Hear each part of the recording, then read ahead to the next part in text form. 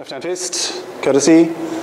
All right, today we're going to go through as many sets as we possibly can as far as applications. Obviously we're not going to be doing the full application for each set. We'll pick one or two movements from each set. All right. In the past, when I've done seminars, we've only really looked at the first 10 movements, and it's taken 3 hours to get through the whole 10 movements and also learn some application. Okay. So today I'll demonstrate the first set. I'll demonstrate it on the dummy.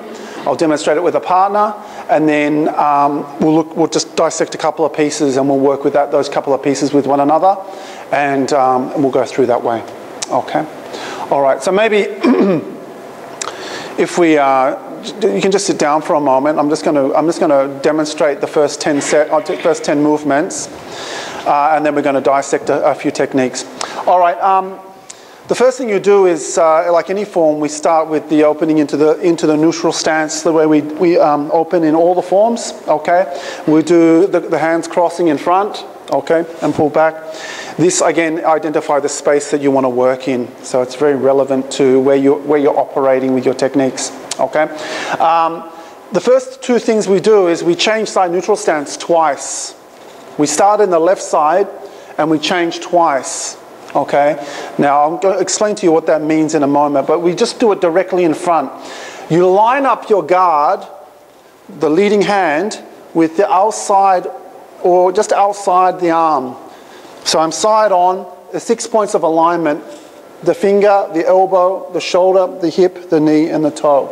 All should line up, okay?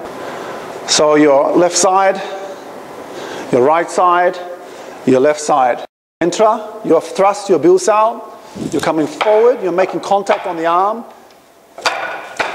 You do a lap cell, pak cell with the Chang Zhong, turn, Bon, Tan, Kan, tip top, and arm break. You then step out with a Fat Sao, and you change 3 times again. Now, this set, the first 2 sets, I consider the most difficult sets to learn, and the most complex. And when we go through, you'll see that the other sets are quite a bit easier to learn. Some are, again, quite difficult, but the first 2 sets are really the most difficult to learn. All right, so we demonstrate once more. It's a side neutral stance, changing twice. You enter, you're coming up, control with the lap cell, with the strike behind the head, Chang Zhong, Tarn, Kan Sao, Bon Sao, Tan Sao is a Kan Sao again. Fuk Sao, Tok Sao, Chang Zhong, arm break, Fat Sao. You can do a Gum Sao there if you like, and change twice. Gentlemen, let the tournament begin.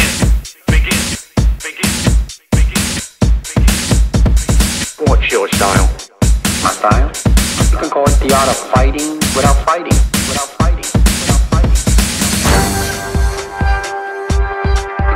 The art of fighting, without fighting.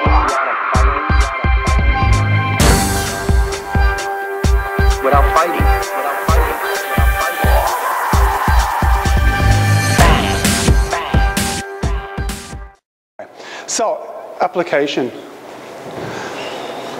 Okay, so the person's in a front stance. To change sides, yeah. Okay, person's in a front stance. First thing, if we just change the angle slightly. I don't want to enter straight in on him. That's silly, okay? So when he make a step forward, I might change the angle with those 2 little steps. Just change the angle slightly. And when he turns, that's when I'll fire here.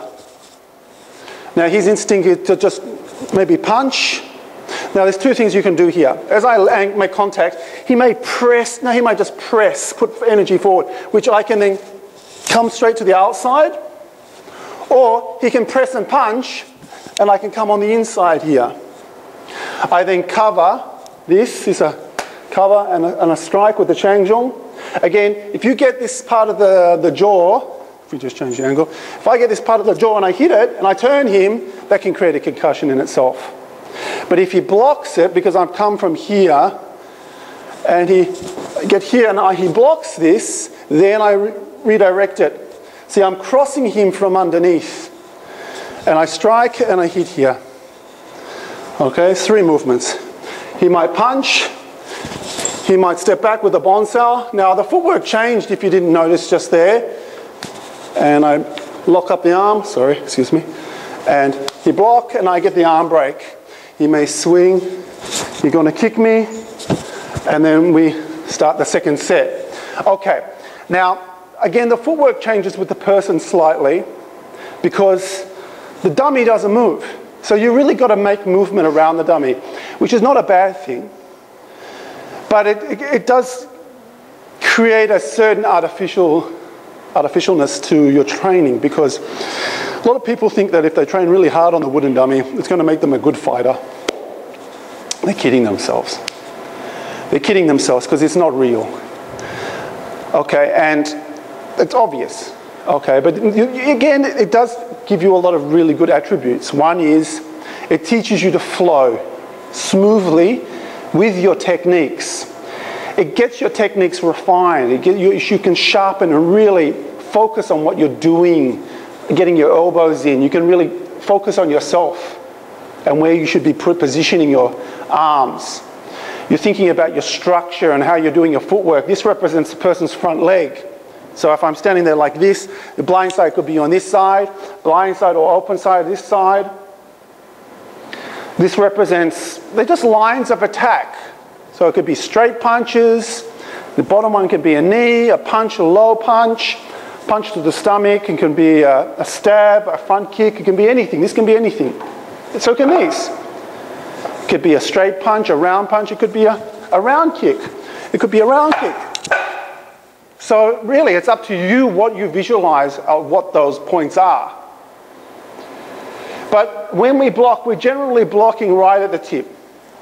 The tip represents the 2 points we're all aware of. The wrist, which gives us leverage of the limb, and the elbow, which gives you control of the balance. Okay? So, let's look at the very first movement, the entering movement. This is what we're going to work with one another. Now, we're not going to do this entry technique like bridging the gap movement, because that in itself is a very advanced move. And I know a lot of you have practiced it a little bit, but we're just going to do it as a step in. You're just going to step in with the Biu-Sao. Now, a Biu-Sao, shoot your hand forward, but you thrust your finger, is almost very similar to just a person throwing a jab. Throwing that jab with the elbow out, but we just point the finger. And if you watch a boxer, how many jabs do they throw before they throw a rear hand? Lots. Because why? What are they doing with that jab? Are they trying to hit every single time? No, they're feeling out their opponent.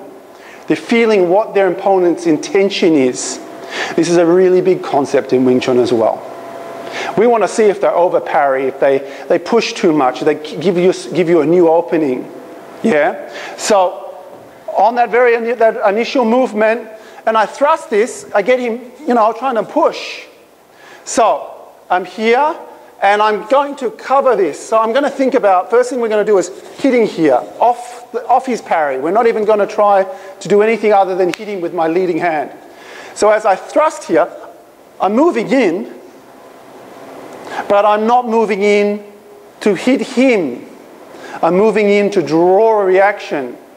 Remember, for me to get from here all the way to here, greedy hit gets hit. All right, you're going to get hit on the way in. So I've got to work out a way to get in and do it safely. So I'm just going to thrust with a half step, and then another quick thrust and cover that line.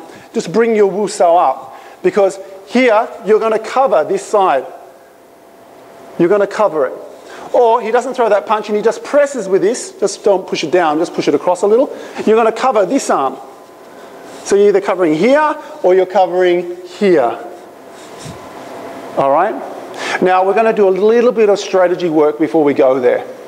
So we're not going to do it directly in front, because even then it's still risky.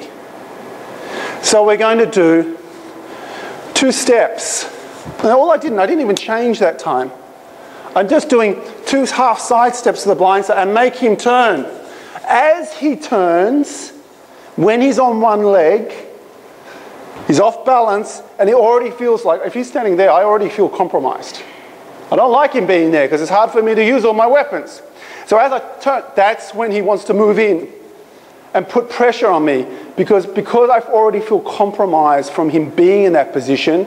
My reaction will usually overcommit myself to the reaction when I turn. When he attacks me and I turn, that's when I'm going to overreact because I'm already feeling compromised. So we're going to be working parallel, which means we have the same side forward. You're going to make 2 little steps to the blind side. When he turns, I want you to try to get him when he turns, you thrust and hit, or hit. We got it? So grab a partner, introduce yourselves if you haven't met before. Let's start this. Okay, good. Gentlemen, let the tournament begin.